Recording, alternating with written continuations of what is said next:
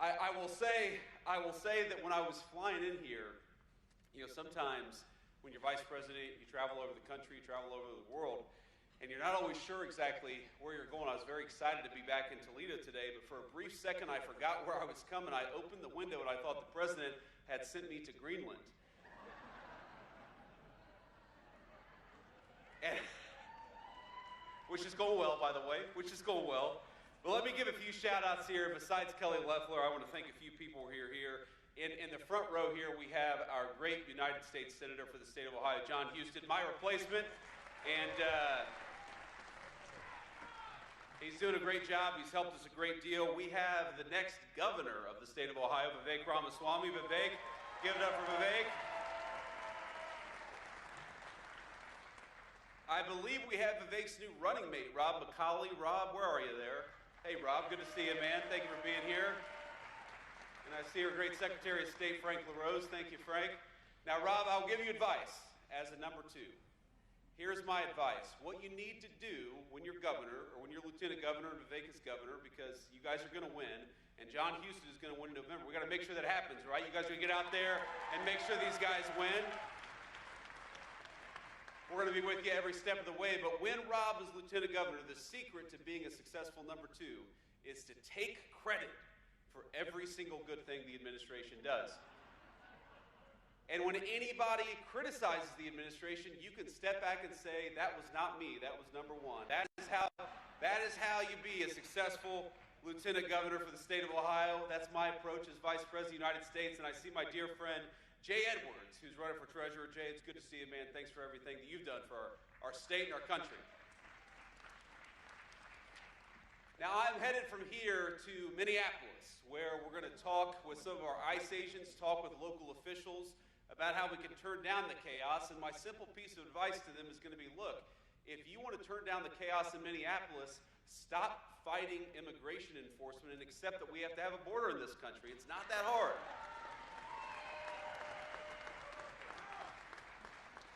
If you look all across our country, what's happening in Minneapolis is happening almost nowhere else in the United States of America. And that's because whether it's in Texas or Tennessee, it's in red states, it's in blue cities, even within our country, most people are cooperating with the simple principle that we ought to be able to enforce our immigration laws and get illegal criminals the hell out of the United States of America. It's really not that complicated. But in a few distinct cities, you see this craziness because the far left has decided that the United States of America shouldn't have a border anymore, and they are willing to fight and penalize and dox and even assault our law enforcement officers in order to fight for the basic principle that anybody ought to be able to come into the United States of America. Well, I'll tell you right now, the Trump administration, we reject that. We are going to get illegal criminals out of our country, and we're not going to let a few left-wing radicals stop us.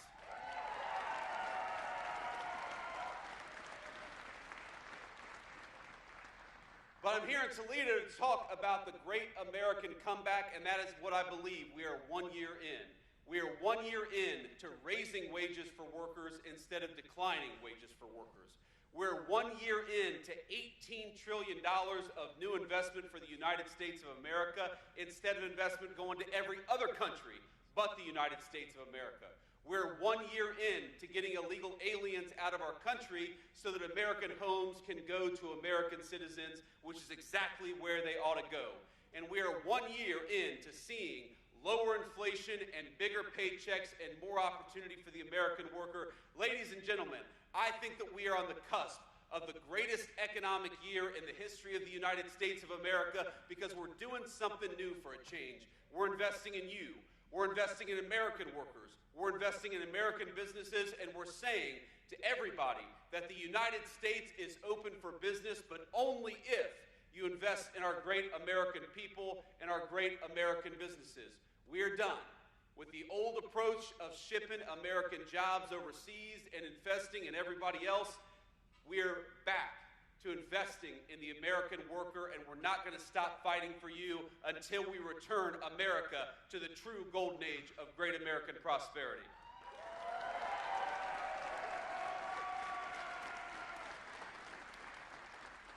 Now, even a year in, we've already seen incredible success from the Trump administration's economic policies. The IRS says that this is going to be the biggest tax refund year in the history of the United States of America. And I know there are a lot of far-left Democrats like Marcy Kaptur who don't like it when the government gives you back your hard-earned money, but the Trump administration believes that you earned it, you ought to keep it, and we ought to keep our hands the hell out of your pocket in Washington, D.C.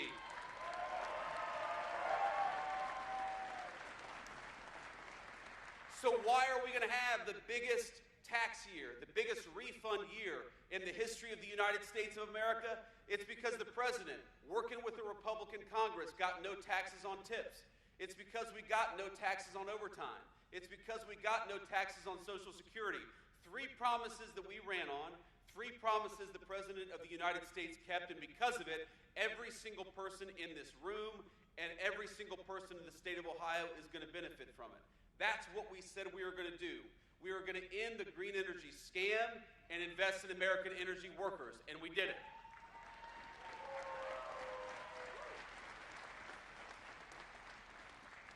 We're going to reward companies for investing in the United States of America and penalize companies for trying to invest in communist China and places all over the world. We said we were going to do it, and we did it.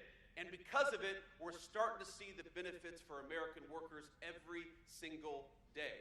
We have the lowest inflation that we've had, well, since the last Trump administration. We have rising wages for American workers. You know that under the Biden administration, those terrible, terrible times, under the Biden administration, you lost an average of $3,000 over that 4 years because inflation was out of control and wages were stagnant for our country. You know, under the first year of the Trump administration, you've already gained over $1,300 in real wage gains. And my friends, we are just getting started. Because what the President of the United States says every single day is we are not done fighting for the American worker until we get everything back that the Biden-Harris administration took away and more beyond that. I don't want you to just struggle to get by. I don't want you to worry about paying your credit card bill or your medical benefits. I don't want you to think, do I buy prescription drugs or do I buy food? That is the legacy of the Democratic Congress under the Biden-Harris administration, and it's something we can't go back to. A lot of you know my story. I mean, this is my home. You all, well, you voted for me, at least most of you did. So, actually, in this room, I probably got about 100% of the vote. I think I see a few people who weren't old enough to vote for me in 2022, but look, you know my story. You know the fact that I grew up in a family. I was raised by a grandmother who would look at a credit card statement every single day and wonder, what can we afford? Can I buy my medicine this month, or do I need to focus on food? Can we take a little bit extra maybe and buy those pills that she needed in order to stay healthy and keep our family afloat? These are the decisions that way too many families had to take under the Biden administration. And under the Trump administration, we want better for you. And we're fighting better for you every single day.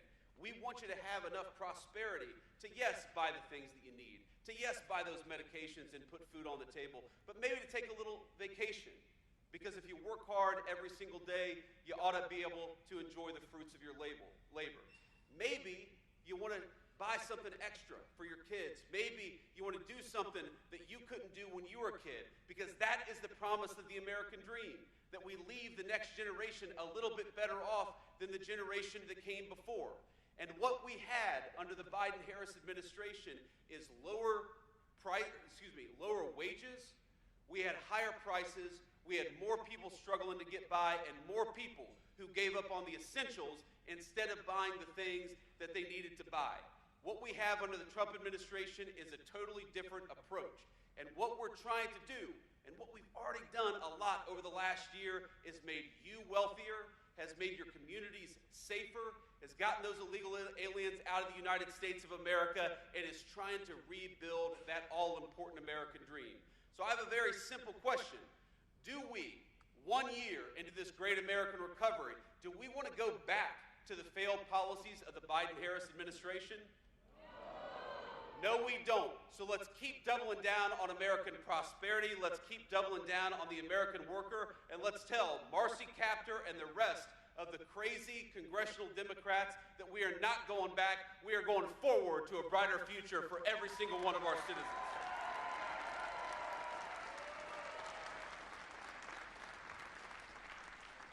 You know, there are things the media doesn't talk about that I think are so important to highlight because they show real progress for the American people. Did you know that for 4 years under the Biden-Harris administration, Americans paid the highest prescription drug costs anywhere in the world? And we did it because we had an administration that refused to go to Big Pharma and say, this is ridiculous that you're charging 1/10 the price in England or in France that you are in the United States of America. So what did the president do? One of the first things President Trump did is he hauled these pharmaceutical executives into the Oval Office. He wasn't getting any help from Congress, though we certainly would have appreciated Marcy Kaptur helping us lower prescription drug costs, but we weren't getting that help. So what did he do? He brought the pharma executives into the Oval Office and he said, you are done forcing Americans to pay more for prescription drugs than any other country anywhere in the world.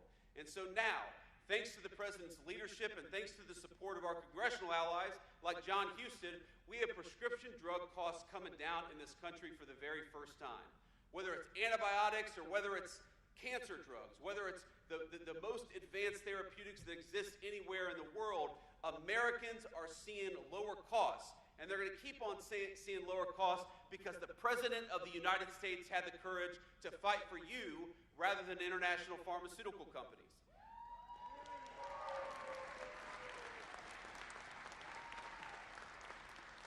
Now, the media doesn't talk about that because, of course, it makes us look good, but these are the victories that depend on having smart, wise leadership in Washington, D.C. You know, another thing the media doesn't talk about is that under 4 years of the Biden administration, the average cost of a home in the United States of America nearly doubled.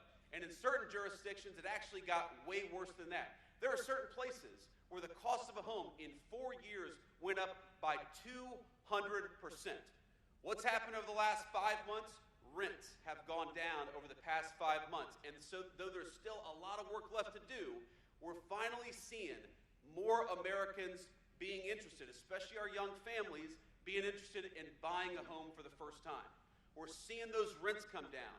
We're seeing the cost of housing flatten out a little bit. And one of the biggest reasons is because on the one hand, we lowered the regulatory burdens to build houses in this country, while on the other hand, we got illegal aliens out of the United States of America who are taking American homes. That is how you lower prices.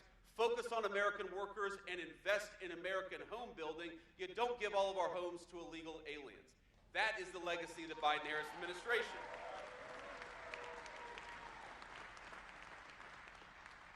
But on all these things, we know there is still so much work to do, and this is something I want you to hear. The Democrats talk a lot about the affordability crisis in the United States of America. And yes, there is an affordability crisis, one created by Joe Biden's policies. You don't turn the Titanic around overnight. It takes time to fix what was broken.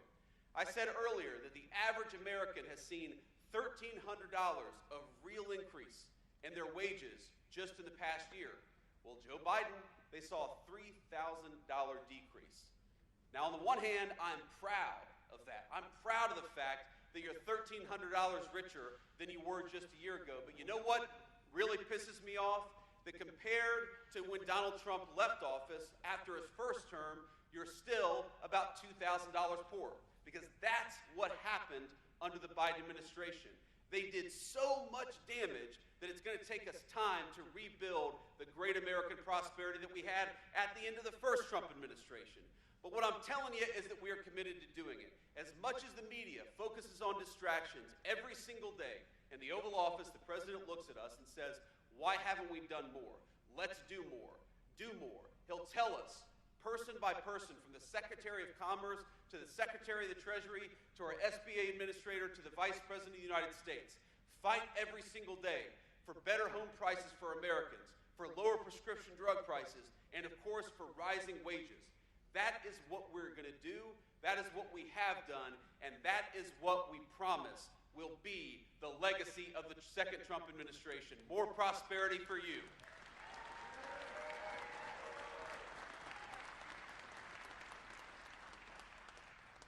Now, I want to take a few questions from the media, but before I do, I just want to close with this thought. You know, growing up in Middletown, Ohio, which is pretty much due south on I-75, a lot of you probably spent time in Middletown in the same way that growing up I spent a fair amount of time in Toledo. The story of towns like Toledo, the story of towns like Middletown when I was growing up was one of decline. It was a story of factories closing down, of good people losing their jobs, of families that were fracturing under the financial stress that sometimes comes when people lose that access to a good job. That is not the future that we should expect for our children. We should demand better from our leaders, and that's exactly what the Trump administration is promising. Not a story where you open up the morning paper or you turn on the TV and you see a factory that's closed down, but you see a new factory that's being built. Not a story where your neighbor lost their job, but a story where your neighbor gets a new and better job because of what is being built right here in towns like Toledo. Not communities that are unsafe, where you get mugged or murdered walking down the street, but where every single person, rich or poor, black or white, can enjoy their God-given right to public safety in their own community because we're fighting for law enforcement as opposed to against law enforcement like the last administration.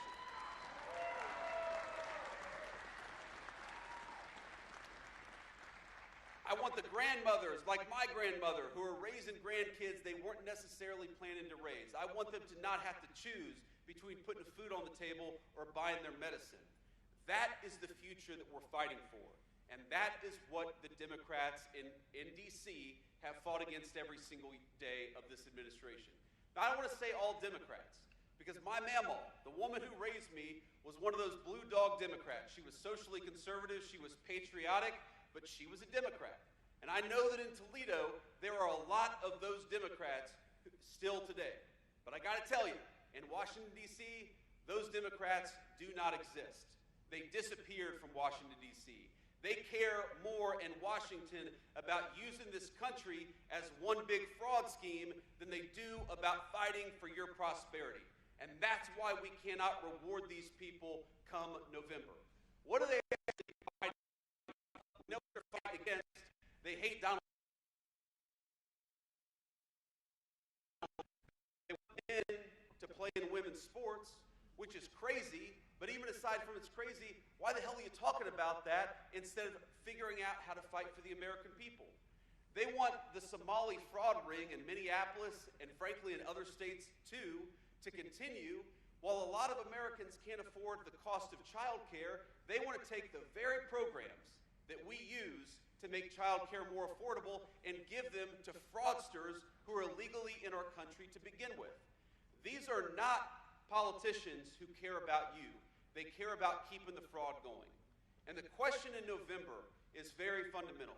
It's going to be, do we reward the people like John Houston, who cut your taxes, who fights for lower housing costs, who fights for lower prescription drug costs? Or do we reward the crazy far-left Democrats who think that America is one big get-rich-scheme for fraudsters? That's it. That's simply the question. So I'm asking you, are we going to fight for the people who are fighting for the American dream?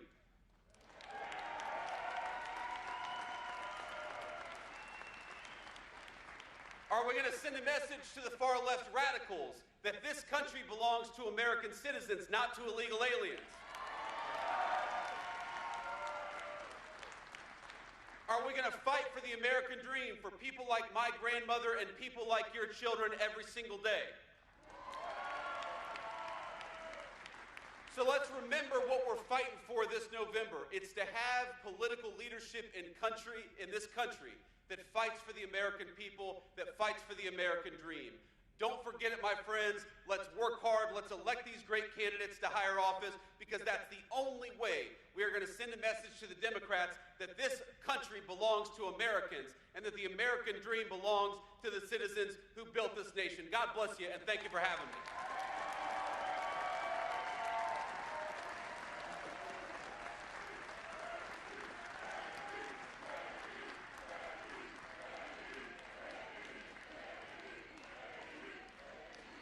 Now, I appreciate that, but I'm going to take a few questions from the reporters, and then we're going to hit the road. Mr. Vice President, John Kostic from News 5 in Cleveland. President Trump outlined the framework of a future deal on Greenland yesterday.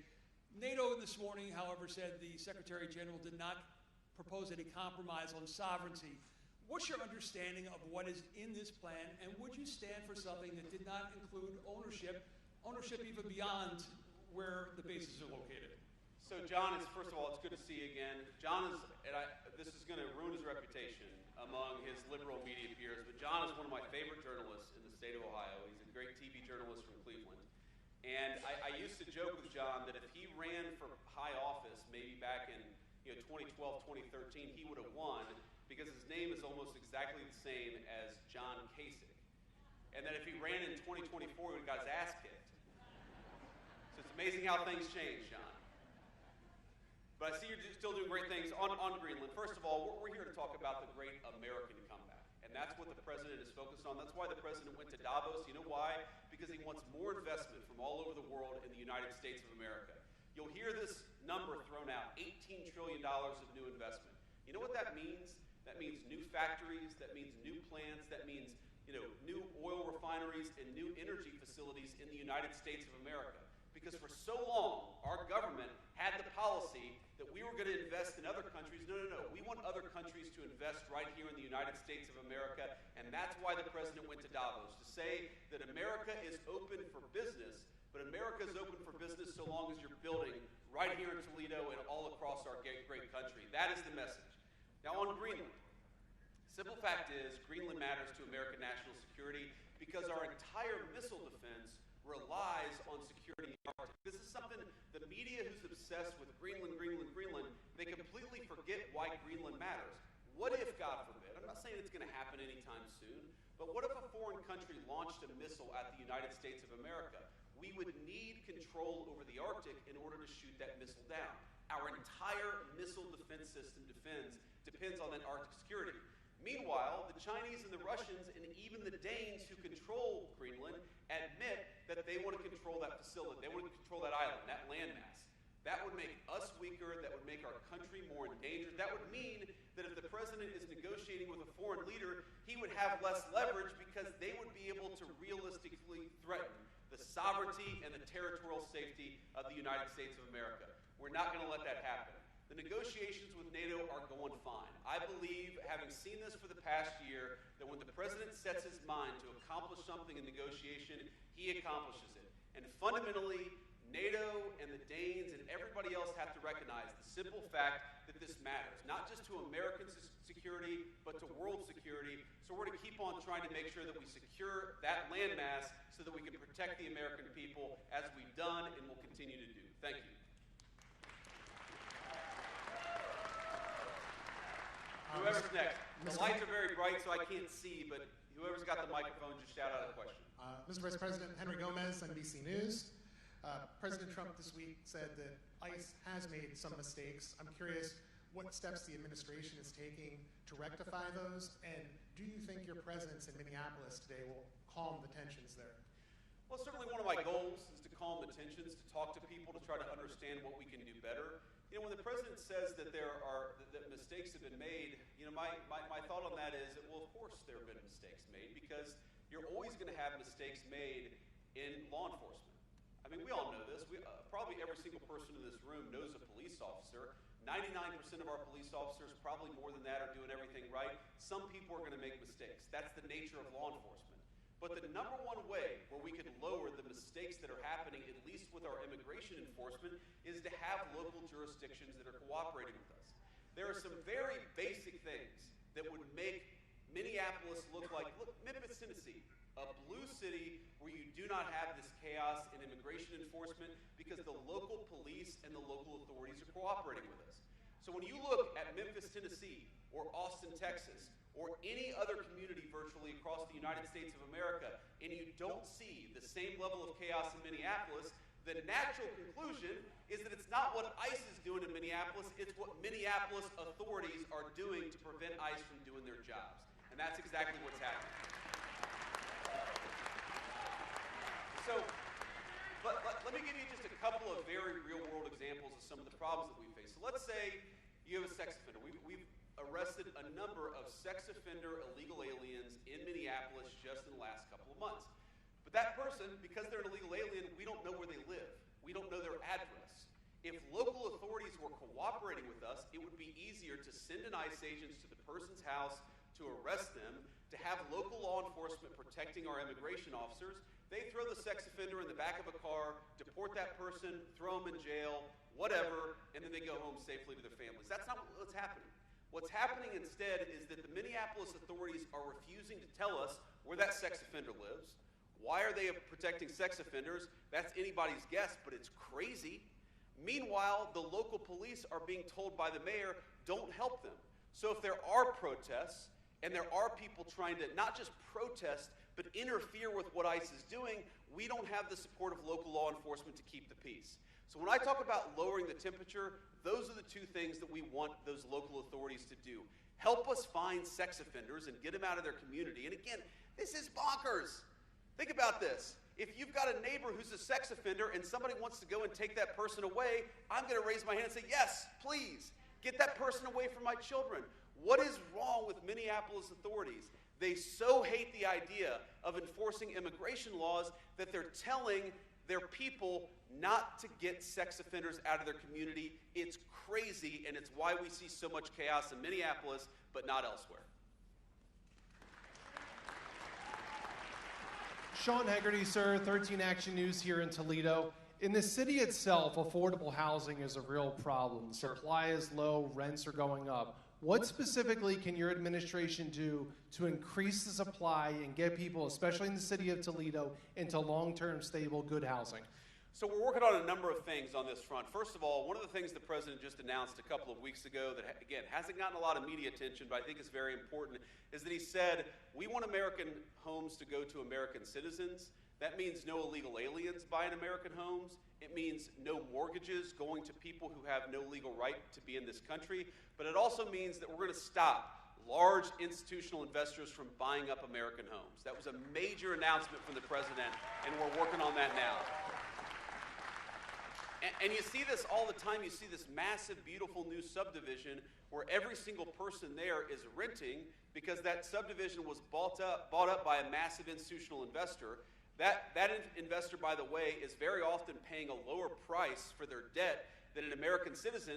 So we give these people special rules, we give them cheaper access to money, and then we let them buy homes that by right go to American families. That is one of the main reasons why we believe homes have gotten unaffordable in this country. So again, the last administration did nothing about it. We're going to do something about it. We've already started.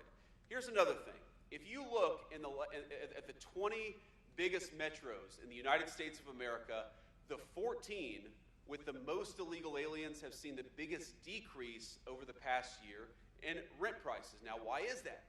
Again, if you get people out of the country who are taking up homes that ought to go to American citizens, that's going to put downward pressure on prices. That's going to make it easier for young American families to afford to buy a home.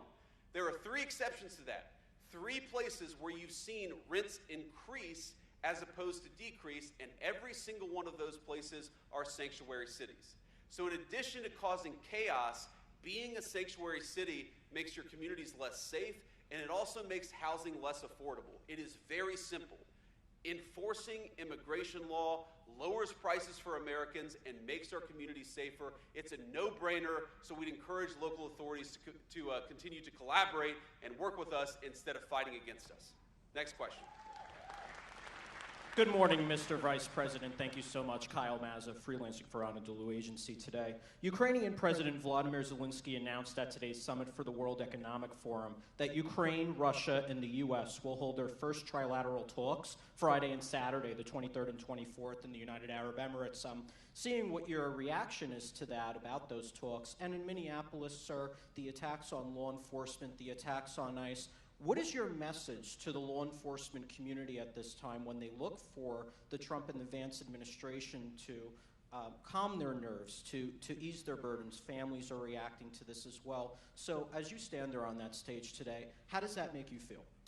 Well, you know, one of the things that we want to do is send a message to our local law enforcement, to our federal law enforcement, that we stand with them. And we're not going to abandon them, and we're not going to do what the last administration did, which is throw them under the bus to appease a bunch of left-wing radicals. We're actually going to fight for them. Because I believe, look, I continue to be fundamentally optimistic about our country. I think that whether you're a Democrat, a Republican, an independent, most people in this country fundamentally still support law enforcement. They love what people do to keep them safe. They recognize it's dangerous. But what happened in the Democratic Party over the last few years is they allowed a very small band of left-wing crazies to drive the agenda, and that makes our cops and our federal law enforcement feel less safe. Makes it feel like their government doesn't have their back. Well, I promise them, every single police officer in this country and every single federal law enforcement officer in this country, we have your back, and that's one of the messages I'm trying to send by going to Minneapolis and talking to our ICE officers there. So that's number one. Number two, you talk about attacks on law enforcement. It is insane. I understand, look, I'm biased, obviously. I think the Trump-Vance administration has got the right approach to immigration. I think it's insane to let tens of millions of people flood across your country, many of them with violent criminal records, and then to say you're not allowed to do anything to get those people out of your country. That's crazy to me. Fine. If you disagree, if you think that we ought to let sex offenders be in your community, even if they're illegal aliens, fine. Make that argument. But make that argument at the ballot box. Write an op-ed in a newspaper. Argue about it on social media. Don't go to the streets and start assaulting federal law enforcement officers because you disagree with the policies of our administration. It's cowardly bullshit, and it's got to stop. And here's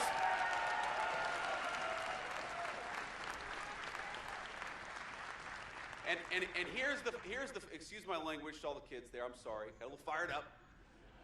I was raised by a woman who cussed a lot, so sometimes I do too. My wife's on me. We're working on it. But here's the final point about this. People who assault federal law enforcement or local law enforcement will be shown no quarter. I just, probably 5 minutes before I got on stage, I got a message from our great Attorney General, Pam Bondi. You know what Pam said to me? That they finally arrested the ringleader of those church protests in Minneapolis.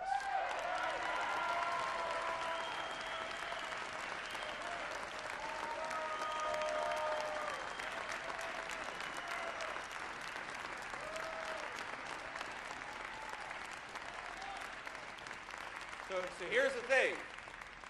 Again, you don't have to agree with my immigration policies, but if you want to protest by going to an innocent church service on a Sunday, you see these images. They're scaring little kids who are there to worship God on a Sunday morning.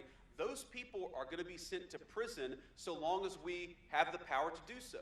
We're going to do everything that we can to enforce the law, whether you're protesting at a church, which is a violation of federal law, or you're assaulting a law enforcement officer, which again is a violation of federal law. There are going to be consequences. There already have been consequences, and there are going to be a lot more to come. So my message is, if you're thinking about assaulting a law enforcement, don't, because we're going to lock you up if you do. Now, you asked about Zelensky and Russia and Ukraine. Look, the president, he talks about this all the time. This has been the hardest war to solve. Of the 8 wars that the president has solved, he thought this would be the easiest. It's ended up being the hardest. The fact that they're sitting down and talking is progress. And I think we've made a lot of progress here. But look, you've got 2 people who really hate each other. The President of the United States' attitude is quite simple, and I happen to think that it's exactly right. Peace is what is in the best interest of the United States of America. We want commerce between those 2 countries. We want Europe to be less focused on war and more focused on investing in the United States of America. And the best way to do that is to get that war to a peaceful resolution. We're going to keep on working on it. I've been disappointed in the past where I thought we were close to a peace deal, so I'm not going to predict that anything is going to happen in the next couple of weeks. But I know under the president's leadership, we've made great progress, and we're going to keep on making progress so we can stop the killing and get back to actually building things all over the world as opposed to people killing each other and tearing things down. And I'll take one more question. Thank you, Mr. Vice President. This is Mary Margaret Olahan with the Daily Wire. I know you were here in September in Minneapolis after an attack on a church that killed school children. What does it mean to you that this attack, another attack, happened on a church last weekend, and do you want to see more arrests for this attack? So, Mary, yes, I certainly want to see more arrests because I've seen the videos and there are very clearly more people who have violated the law. Now, I'll let the Department of Justice speak to that because, as you know, Actually getting an arrest warrant is not a walk in the park necessarily. There's a legal process that we have in this country, and rightfully so. But I know the Department of Justice continues to work on bringing every single person who is involved in that church protest. But it's not just a protest. When you interrupt people during a worship service, that is a violation of the law. Just as you have the right to protest, they have a right to worship God as they choose. And when you interrupt that, that is a violation of the law. So yes, I think we're going to see more prosecutions there. I certainly hope that we're going to see more prosecutions there, but I'll let the Department of Justice speak to the timeline there. And on that note, let me just say, I see a lot of people here. I see a few young people. I see a lot of people who work at this great factory. I just want you to know that you are the people who make the United States of America a great country. When I think about all the great things about our nation, all the great things that we've accomplished, the world wars that we've won, we've gone to the moon, we've cured diseases that nobody else thought could be cured. The foundation of that is the prosperity of the American working man and American working woman. You guys are the reason why we're able to do incredible things as the United States of America. We talk about our great foreign policy accomplishments. That starts right here in Toledo, Ohio. We talk about peace in the world. That starts right here in Toledo, Ohio. We talk about prosperity for the entire nation. That starts right here with building things and making things and employing good people in dignified work. That starts in Toledo, Ohio. The cars I see on the road all over the United States of America, many of them built right here. The steel that builds our bridges and so many of our great buildings happens a stone's throw away from this very facility. I want you to know that for too long, your leadership, your government, your politicians have looked down upon you, have ignored you, and that's not happening anymore. There are so many great things I could point to, so many policies, no taxes on tips, the regulatory reform, the fact that we've unleashed American energy. But every single one of those specific policy wins is about a simple fact: reinvesting in you and ensuring that your family has the same great shot at the American dream that I had. This is very personal to me. I don't know if you saw the announcement. I guess we made it yesterday or the day before, but our wonderful second lady is pregnant with our 4th child, and I'm very, very happy about that.